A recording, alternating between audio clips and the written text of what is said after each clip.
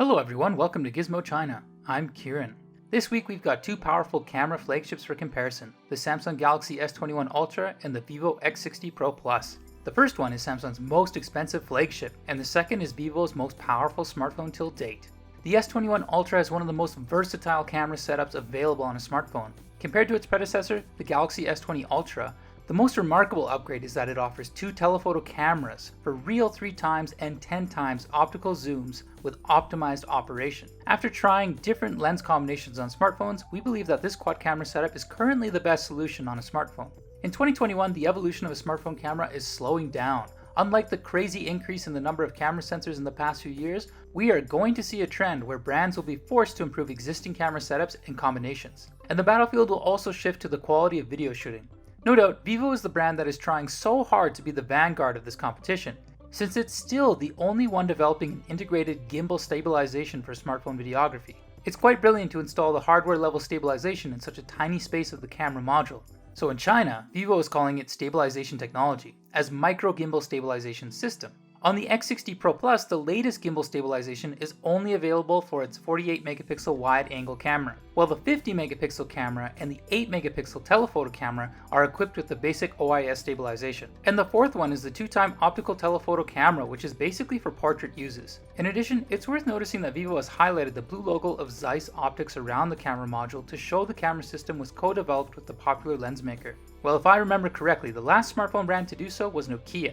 Theoretically, with Zeiss optical coating, the anti-glare, especially for night shooting, should be much better than what we've seen on a phone. We'll soon find out if that's the case in real life too. On the other hand, the S21 looks more low profile, especially looking at the black variant's rear camera design.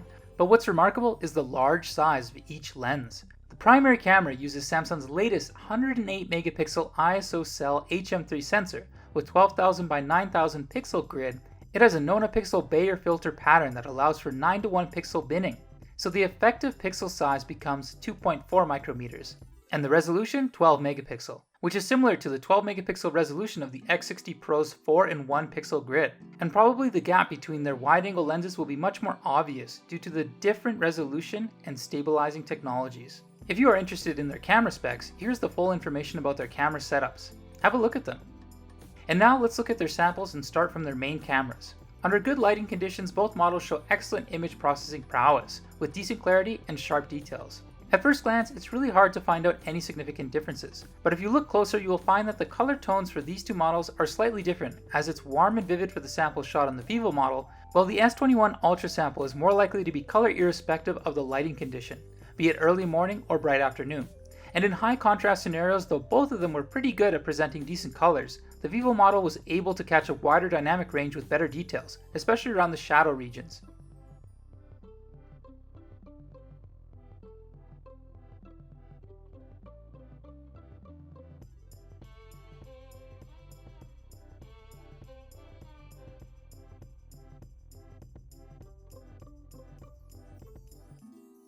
In night shooting, these two models have developed pretty smart AI recognition for the night scene. So even though we didn't turn on their night mode, the samples shot under the normal mode were still delightful with good exposure. But compared to the S21 Ultra, the X60 Pro Plus's main camera has better exposure latitude.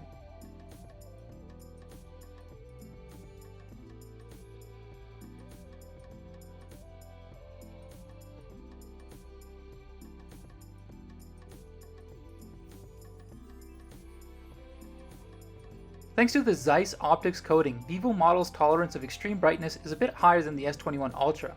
And the Zeiss coating is also the reason Vivo can better solve the glare effect during nighttime shooting, which has become a typical issue for smartphone cameras. In extreme low light samples, the main camera of the X60 Pro Plus had a slightly better white balance and good image pureness with rich details, while the S21 Ultra's white balance sometimes failed to give a correct recognition in extremely low light conditions.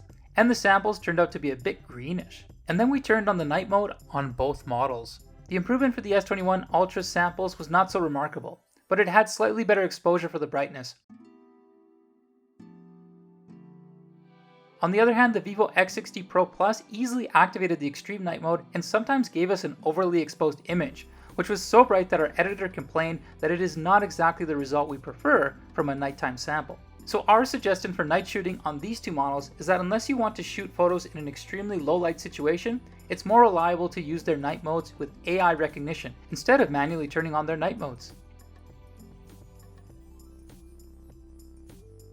In addition to what we mentioned today, both of their cameras support high resolution mode. For the S21 Ultra, it comes with the amazing 108 megapixel resolution, while the main camera of the X60 Pro Plus features the 50 megapixel resolution and also supports 100 megapixel resolution using AI processing. Surprisingly, when we compared the samples from the two phones, they didn't show the resolution gap that we expected. Instead, on the X60 Pro Plus, both the original 50 megapixel mode and the AI enhanced 100 megapixel mode were able to produce similar image quality to what we got from the S21 Ultra's 108 megapixel mode. From their wide-angle lenses, the results were almost the same as what we talked about in their main cameras. The Vivo model still took the lead with a wider dynamic range, and the color difference between their samples is also close to what we saw from their main cameras. It was cooler for the S21 Ultra, while the X60 Pro Plus had a higher saturation. And the purple fringing issue doesn't disappear on both wide-angle lenses. Also, thanks to the 48 megapixel resolution, the X60 Pro Plus was able to output a similar 4-in-1 pixel processing as the main camera. So the wide-angle samples of the X60 have much better noise control over shadow regions. Especially for night shooting, the Vivo phone looks much better with relatively better image pureness and details. No doubt the wide-angle camera of the Vivo phone won this round. And thanks to the gimbal stabilization system, it's much easier to hold the phone firmly and get an excellent night photo during night shooting. The wide-angle lens on the S21 Ultra only features 12 megapixel resolution, so there is no high-resolution mode on the Samsung model. But on the other hand, though the 48 megapixel high resolution is available on the X60 Pro Plus, we don't really advise you use it in most scenarios. The high resolution samples lose out on good software processing and look much noisier than under the normal mode.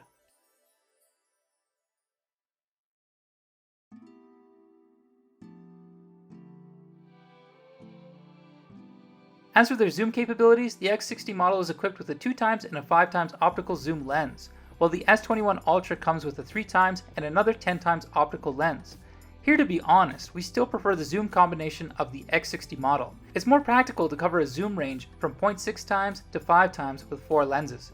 The S21 doesn't have a 5x optical zoom lens, which leaves an empty range when jumping from 3x to 10x zoom. And for the Vivo, the 2x zoom camera features 32 megapixel resolution, which allows photographers to apply the high resolution mode, which makes it better for editing. While the S21 Ultra's zoom lenses only have a 10 megapixel resolution. So if you enjoy portrait shooting with the 50mm focus length, the X60 Pro Plus is absolutely a better option.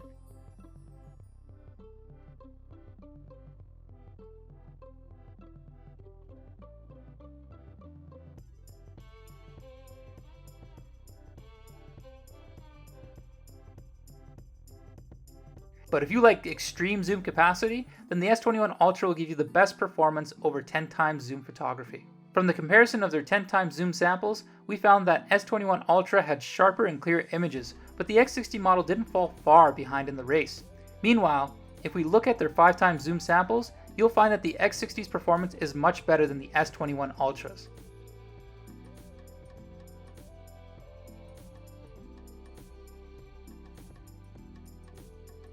As for their video shooting, let's watch some sample shots on these two models.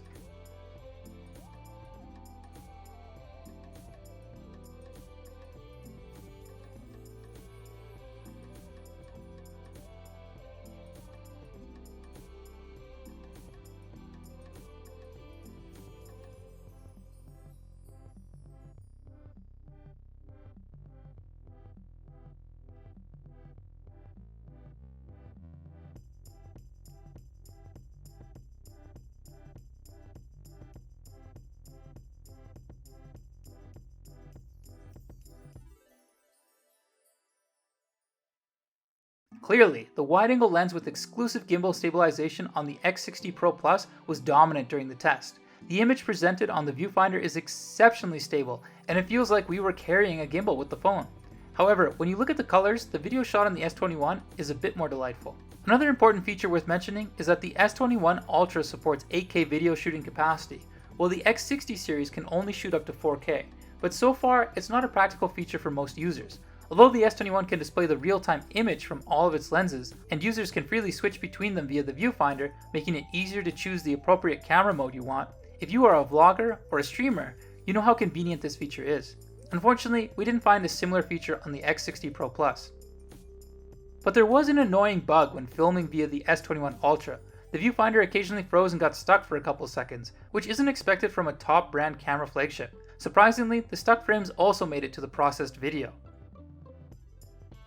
There are also some details we cannot show with the video samples. For example, the S21 Ultra has a better and smoother stabilizing experience when zooming in during shooting. Even when we zoom into 10 times, holding the phone to get a clear image is still pretty easy. One big drawback of the S21 Ultra is it's really heavy as a camera phone.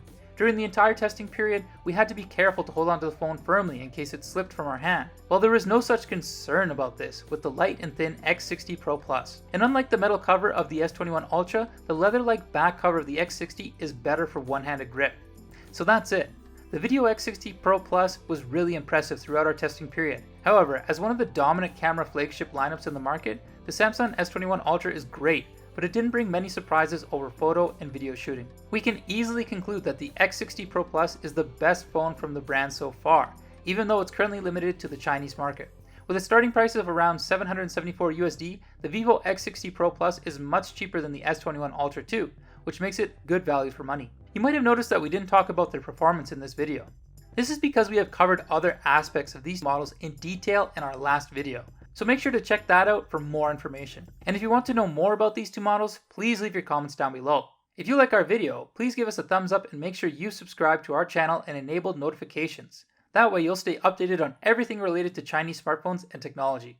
Thanks for watching. This is Kieran from Gizmochina. We'll see you soon.